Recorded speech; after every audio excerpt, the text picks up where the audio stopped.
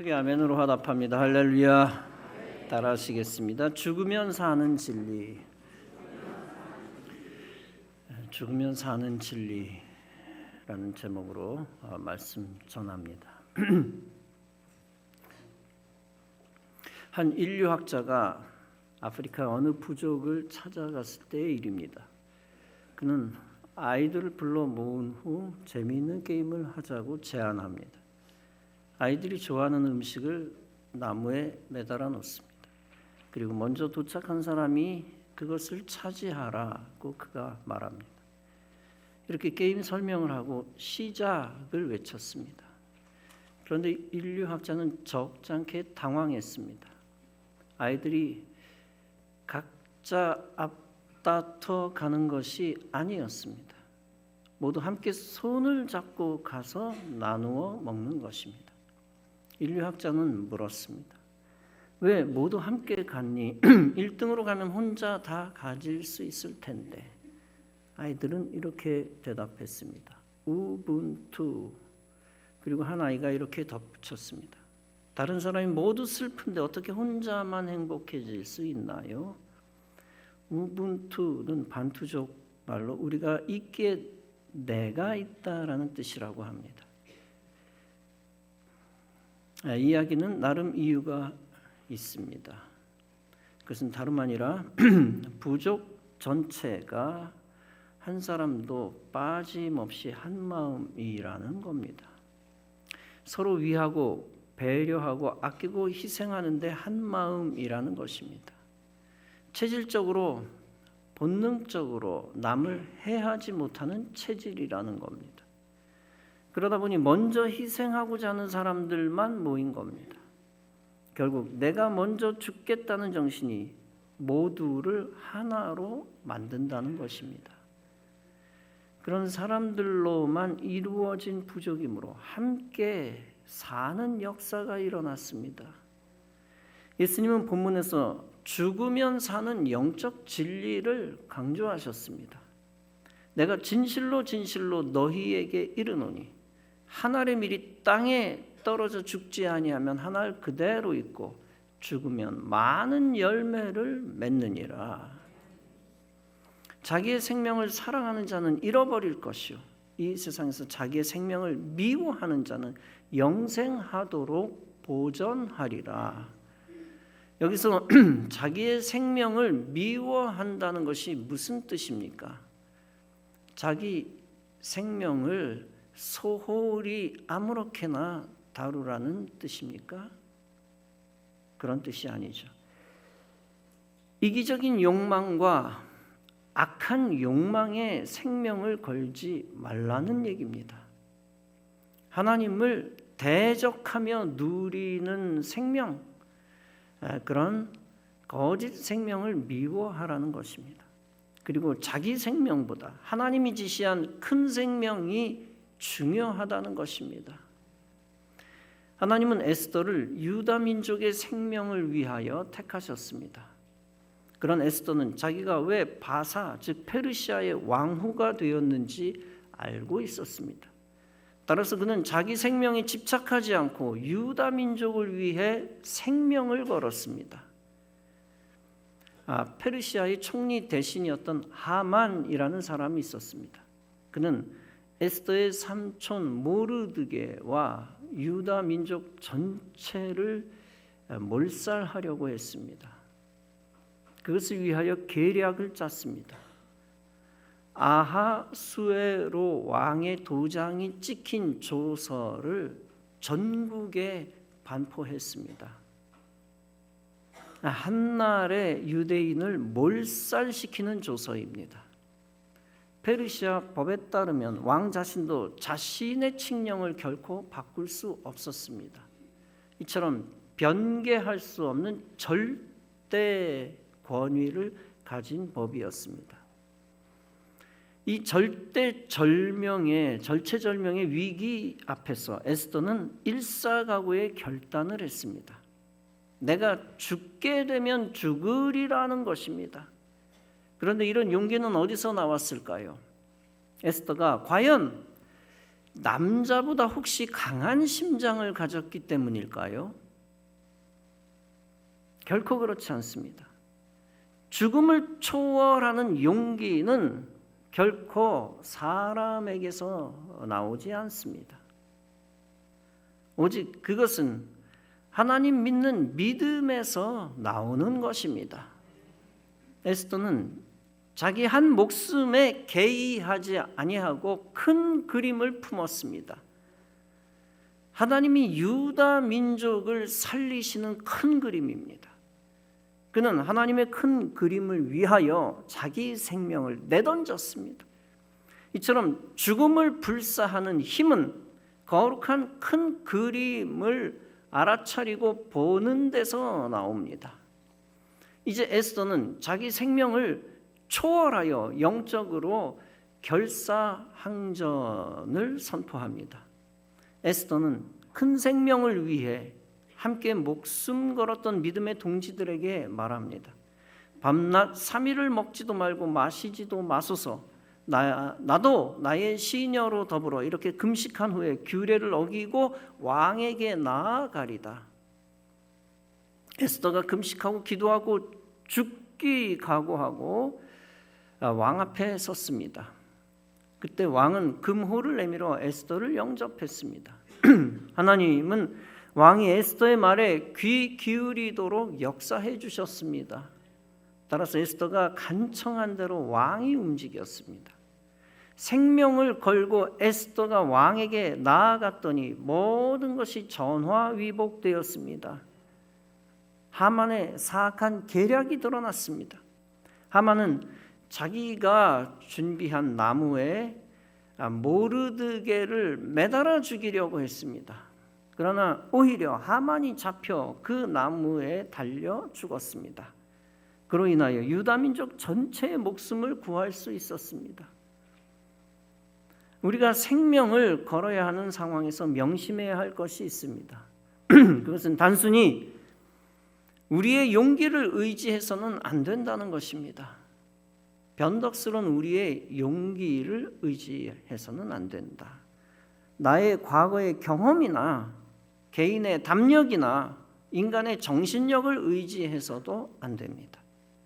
단순히 어떤 강해 보이는 사람을 의지해서도 안 됩니다. 오직 우리는 생명을 걸 때 하나님의 큰 능력을 의지해야 합니다.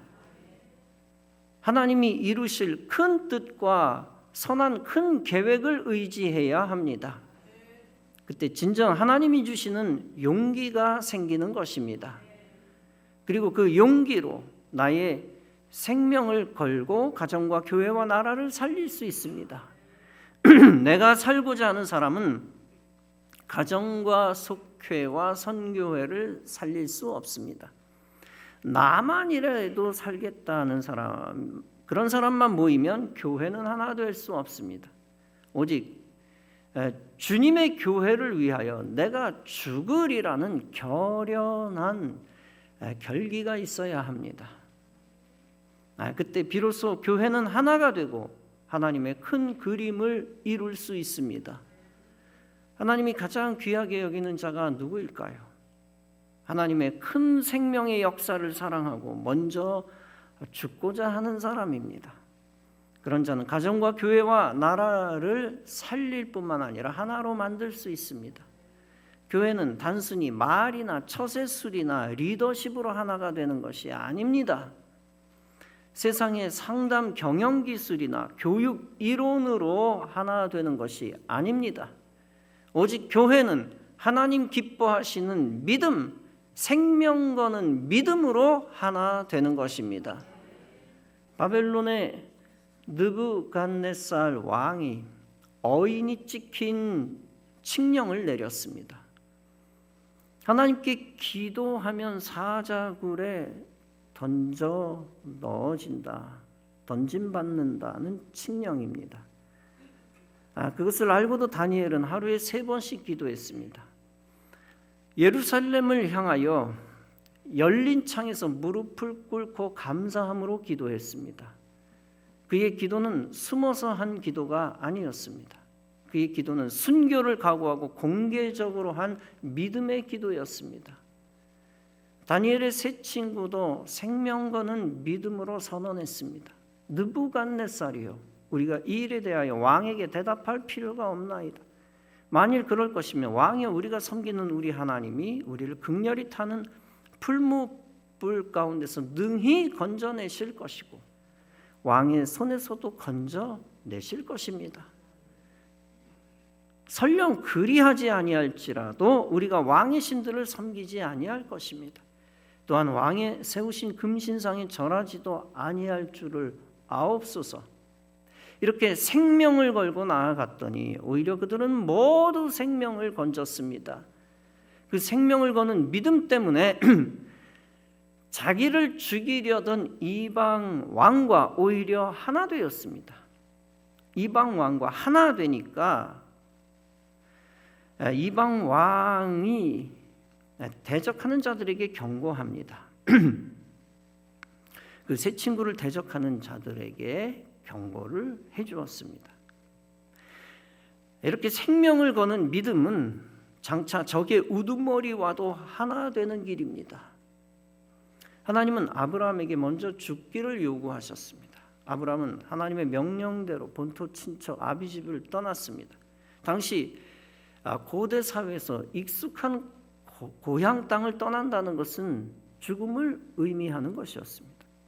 생명을 건 일입니다. 하나님은 아브라함의 아들 이삭의 피를 요구하셨습니다. 하나님의 명령에 따라 아브라함은 이삭을 모리아 산의 제단에 바쳤습니다. 그런데 하나님은 이삭의 생명을 살리셨습니다. 그리고 아브라함과 더불어 이삭까지 믿음의 조상으로 삼으셨습니다. 죽고자 하는 자가 사는 역설적 역사를 하나님이 본보기로 보이셨습니다. 히브리서 11장은 생명을 건 믿음을 가진 모세를 설명합니다. 모세는 바로의 공주의 아들이라 칭함을 거절하고 그리스도를 위하여 받는 능욕을 애굽의 모든 보화보다 더 큰 재물로 여겼으니 이는 상 주심을 바라봄이라. 하나님이 미래에 상 주신다는 큰 그림을 바라보니까 담대해졌습니다. 세상의 부귀영화가 아닌 그리스도를 위하여 받는 능욕, 즉 죽음을 택했습니다. 작은 세상의 의의가 아닌 큰 하늘의 의의를 택했습니다. 그런 그는 악의 권세에 죽임을 당하지 않았습니다. 생명을 얻었을 뿐만 아니라 이스라엘 해방이라는 큰 그림을 완성했습니다. 더 나아가 가나안 약속의 땅으로 진군하는 모든 발판을 닦았습니다. 그로 인하여 구약에서 가장 큰 자 되었습니다. 이와 같이 하나님의 사람은 큰 그림을 바라보면서 자기를 죽여야 합니다. 내 명예, 내 재산보다 하나님이 원하시는 큰 그림을 위하여 희생해야 합니다. 관악구의 두 단체가 하나로 통합됐다는 말씀을 드렸습니다. 이 하나 된 기독교 연합회는 하나님의 큰 그림이었습니다. 왜냐하면 하나가 될 때 기독교가 도시를 믿음으로 평정할 수 있기 때문입니다. 따라서 개개인이 죽고 거룩한 단체가 사는 것은 하나님의 뜻입니다. 담임 목사도 백의 종군하며 기독교 연합에 동참을 했습니다. 그런데 이 통합을 극렬하게 반대하는 두 분의 목사님이 있었습니다. 한 분은 K 목사님이고 또 한 분은 L 목사님입니다. 한 분의 교회는 구 봉천동 지역의 대형 교회입니다. 또 한 분은 신림동 지역의 작은 교회입니다. 외람된 말씀입니다. 이분들의 생각은 좁았습니다. 자신의 명예와 이기주의와 관련이 있었습니다. 따라서 K 목사님은 평소에 이렇게 얘기했었다고 합니다. 내 눈에 흙이 들어가기 전까지는 통합은 절대 안 된다. 그분이 그렇게 주장한 내막과 맥락의 100%를 저는 다 알 수는 없습니다. 그러나 그렇게 말씀하신 이유 때문에 통합이 수년 더 지연되었습니다. 그런데 놀랍게 느닷없이 갑자기 그분이 몇 년 전 소천하셨습니다. 하나님이 통합을 반대하던 그분을 순식간에 데려가신 것입니다. 그때부터 관악구 기독교 두 단체의 통합이 급물살을 탔습니다. 그리고 사실 재작년 말에 완전 통합이 거의 완성되었었습니다. 그러나 통합을 반대하던 또 한 분의 목사님이 약간 걸림돌이었습니다. 따라서 작년 말 그분이 하번하는 때에 맞춰 제대로 통합하기로 했습니다. 그런데 놀랍게 그분이 하번하기 전에 갑자기 소천했습니다. 그로 인하여 관악구 기독교 총연합회가 더욱 손쉽게 통합된 것입니다. 이것은 누가 먼저 말을 꺼내지 않아도 모두의 생각이 같았습니다. 거룩한 연합을 위해 자기를 내려놓지 않으면 하나님이 데려가시는구나. 아무리 목회자라도 분열의 선봉에 서면 하나님이 징계하시는구나. 그런 실제적 사실이 모두에게 체험적 교훈이 되었습니다. 여러분, 하나님은 분열을 미워하시는 분입니다. 반대로 하나님은 성도의 하나됨, 교회의 하나됨을 기뻐하십니다. 더 나아가 지역 교회들과 교단과 교계의 하나됨을 기뻐하십니다. 그 하나됨을 위해 정말 필요한 것이 있습니다. 그것은 내가 죽고 교회가 살아야 한다는 믿음입니다. 내가 죽고 그리스도가 살아야 한다는 믿음입니다. 그 믿음을 가지고 하나 될 때 오히려 나도 사는 역사가 일어납니다. 왜냐하면 하나님은 하나됨을 지키기 위해 희생하는 자를 지키시기 때문입니다.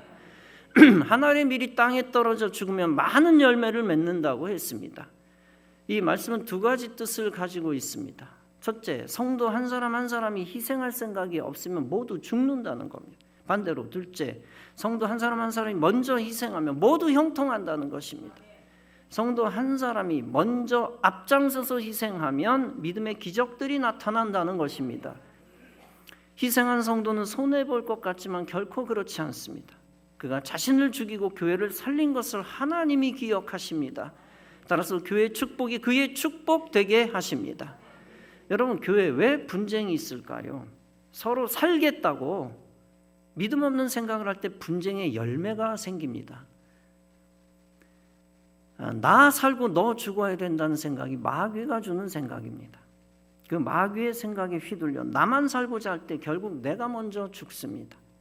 반대로 그리스도의 마음을 품는 것이 중요합니다. 즉 내가 죽어도 당신이 살고 주님이 살아야 한다는 교회 우선주의의 생각입니다. 그 생각 가운데 그리스도의 영이 임하십니다. 그 영의 능력으로 죽고자 하는 자가 오히려 먼저 사는 역사가 일어납니다.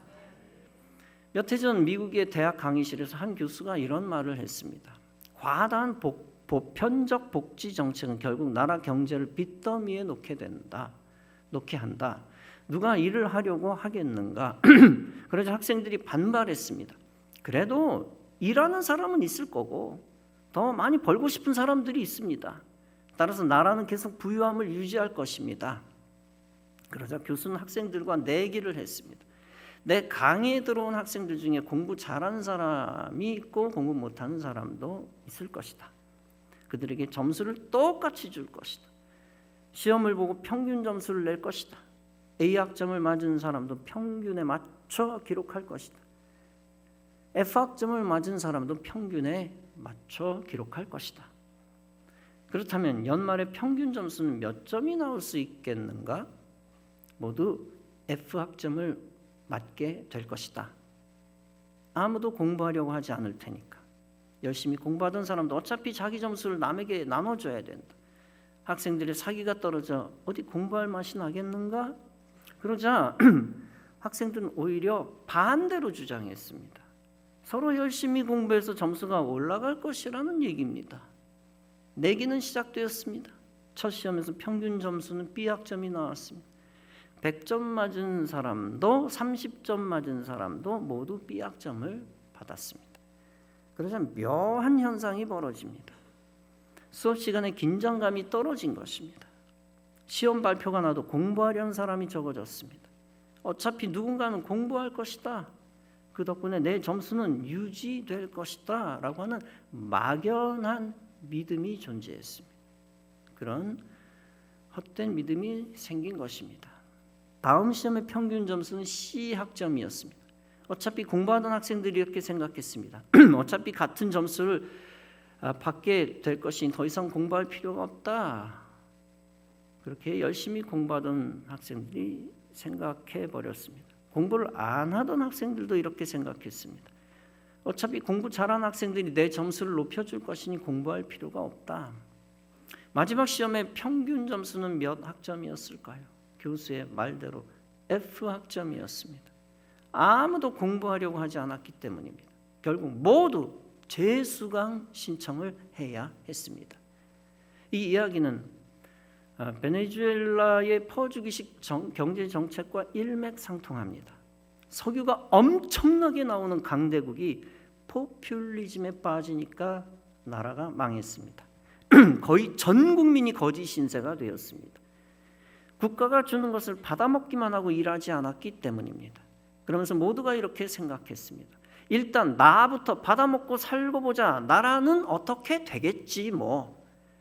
그러다 보니 전 국민이 경제적으로 F학점의 열매를 거둔 것입니다. 이것은 지구 반대편 남의 나라 얘기가 아닙니다. 일단 나부터 살고 보자는 생각이 가득하면 나라는 망하게 됩니다.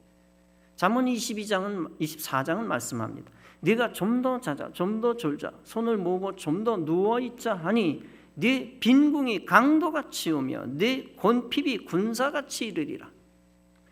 고린도전서 12장은 말씀합니다. 만일 한 지체가 고통을 받으면 모든 지체가 함께 고통을 받고 한 지체가 영광을 얻으면 모든 지체가 함께 즐거워하느니라. 너희는 그리스도의 몸이요 지체의 각 부분이라. 여러분, 교회도 마찬가지입니다. 성도 한 사람 한 사람이 결코 분열의 영에 휘둘려서는 안 됩니다. 일단 나부터 살고 보자 라며 갈라서는 마귀의 생각을 가져서는 안 됩니다. 교회가 죽든 말든 내가 손해보면 안 된다는 생각은 마귀가 주는 생각입니다. 반대로 성도 한 사람 한 사람은 그리스도 안에서 마음이 같아야 합니다. 그리스도를 위해 죽고자 하는 한 마음 한 뜻을 가져야 합니다. 그리스도께서 하늘의 미랄이 되셔서 온 인류를 구원하셨습니다.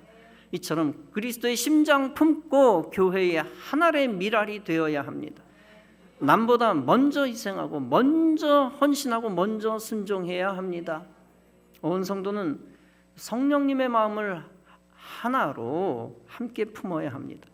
내가 죽어 교회가 산다면 여한이 없다는 생각을 가져야 합니다.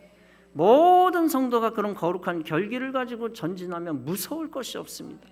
게으른 성도도 교회가 땀으로 하나 된 걸 보고 부지런해질 것입니다. 믿음이 나약한 자도 피 흘림으로 하나 된 교회를 보고 믿음이 강해질 것입니다. 이기적인 성도도 헌신으로 하나 된 교회를 보고 희생하는 성도가 될 것입니다. 사랑하는 성도 여러분, 여러분은 희년의 축복을 향하여 전진하고 있습니다. 이때 여러분은 성도들을 향하여 어떤 모습으로 서 있습니까? 성도들의 영적 사기를 죽이는 자입니까? 아니면 성도들의 영적 사기를 드높이는 자입니까? 겨우 형식적으로 끌려가며 여차하면 탈락할 준비가 된 자입니까? 아니면 낙심한 자까지 이끌고 용기를 주며 교회를 하나 되게 하는 자입니까? 우리 교회는 거룩한 사명을 가지고 하나 되어 진군하는 교회입니다. 하나님이 하나 되게 하신 것을 지키며 끝까지 하나로 전진하시기 바랍니다. 에베소서 4장은 말씀합니다. 평안에 매는 줄로 성령이 하나 되게 하신 것을 힘써 지키라. 먼저 하나의 미랄이 되고자 하는 믿음으로 먼저 헌신하시기 바랍니다. 기왕이면 앞서 승리의 깃발을 먼저 들고 헌신의 발을 먼저 내디드시기 바랍니다. 그럼으로써 모든 성도를 그리스도의 하나 된 군사로 하나로 만드시기 바랍니다. 그러면 주님이 잘하였다, 충성된 종아라고 칭찬해 주실 것입니다. 약속의 축복의 자리에 들어갈 때 하나님의 영광을 먼저 보게 될 것입니다. 여러분 모두 죽으면 사는 진리를 인생 마지막까지 붙드시기 바랍니다. 그 진리 안에서 거룩한 승리의 영광을 보고 누리시기 바랍니다. 그 영광 속에서 하나님이 부어주시는 축복의 열매를 다 얻으시기를 주님의 이름으로 축원합니다. 기도하시겠습니다.